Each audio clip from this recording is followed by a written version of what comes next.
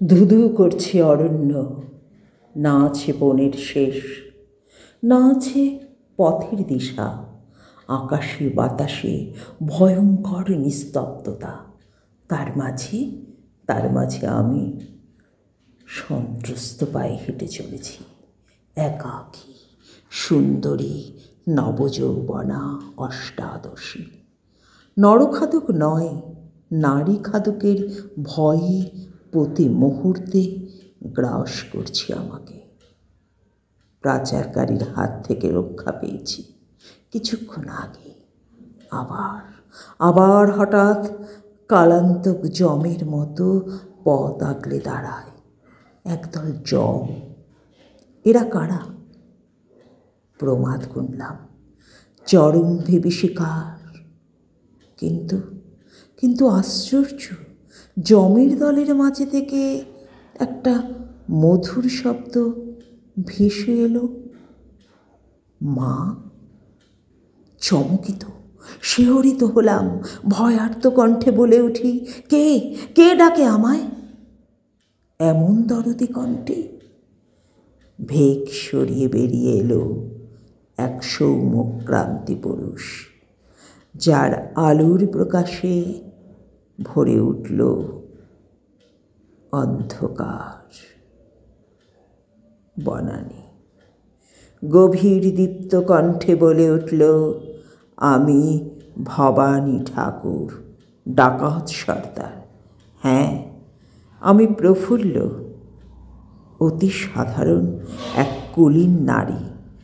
স্বামী, সংসার, এক মুঠো অন্যের নিরাপত্তার স্বপ্ন দিয়ে বোনা ছিল যার দুচোখ।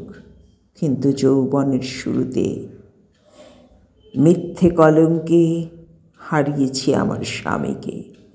বিধবা মাটাকে, হ্যাঁ, বিধবা মাটা বেঁচে থাকতে পেল শুধু কলঙ্ক আর নিষ্করুণ অভাব যন্ত্রণা। অথচ তাঁরই শ্রাদ্ধে মিলেছিল কিছু দয়ার দান।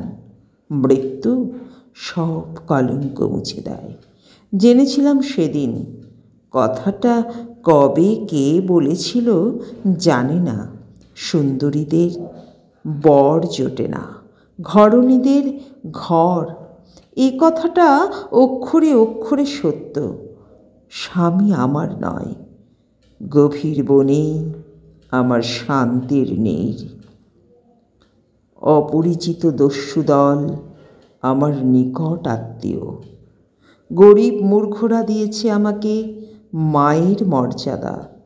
ভবানী পাঠকের কাছে শিখেছি প্রিয়জনহীন নিঃসঙ্গ জীবন একটা পূর্ণাঙ্গ জীবন হতে পারে, যদি নিষ্ঠা থাকে, যদি দয়া থাকে।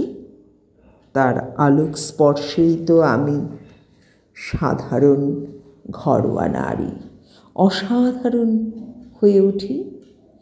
তার মতো জীবন দেবতার সন্ধান না পেলে নিষ্কাম নির্লোভ দয়া আর সেবার মধ্যে যে অনন্ত সুখ, তা আমি জানতাম না কখনো। আকাশ গঙ্গার জ্যোতিপুঞ্জের আলোকে একদিন প্রফুল্লের নির্মল মোচন করে আমি হয়ে উঠি দেবী চৌধুরানী। অত্যাচারীর কাছে আতঙ্ক, আর অত্যাচারীদের কাছে মমতার একটা নাম। শুধু সাহিত্যে নয়, কোনো একটা কালেরও নয়। আমি সর্বকালীন নারীর মধ্যে আজও বিদ্যমান, আজও ব্রজস্বরের মতো সৎ আর নিষ্কর্ম পরাধীন স্বামী, আর হরবল্লভের মতো ধুরন্ধর শ্বশুর ঘরে ঘরে। দুর্লভ আর ফুলমণির মতো নারী পাচারকারীদের সেন দৃষ্টি এখনো গৃহস্থ বাড়ির উঠোনে আছে, এখনো সময় আছে। এখনো বর্তিকা পাঠকের মতো ভবানী পাঠকেরা আছে আলো জেলে পথ দেখাবে বলে। শুধু তারা দেশ বাষ্পে মুছে আছে। ভবানীরা জাগলে প্রফুল্লরা জাগবে। আবার জন্ম হবে অসামান্য সাহসী দেবী চৌধুরানীর। ভেঙে ফেলবে সমস্ত অপমান আর লিঙ্গভেদের পরম্পরা। খুলে ফেলবে আত্মনির্ভরতার দ্বার। জন্ম হবে একটা নতুন দীপ্তি। কিন্তু আমার শুধু বাইরেটা ভয়ঙ্কর হয়ে উঠেছিল, ভিতরটা নয়। নারীর নারীত্ব যে শিরায় শিরায় পবিত্র গঙ্গার মতো চিরপ্রবাহিত। তাই আমি অসামান্য হয়েও স্বপ্ন দেখি সেই সংসারের, সন্তানের। স্বপ্ন দেখি সুখী গৃহকোণের। আমি শুধু দেখতে চেয়েছি সময় আর সুযোগ পেলে আমরাও পারি অসামান্য তেজ ও রশ্মিতে জ্বলে উঠতে। তোমাদের কক্ষপথে জ্বালাতে পারি নিজেদের অস্তিত্ব।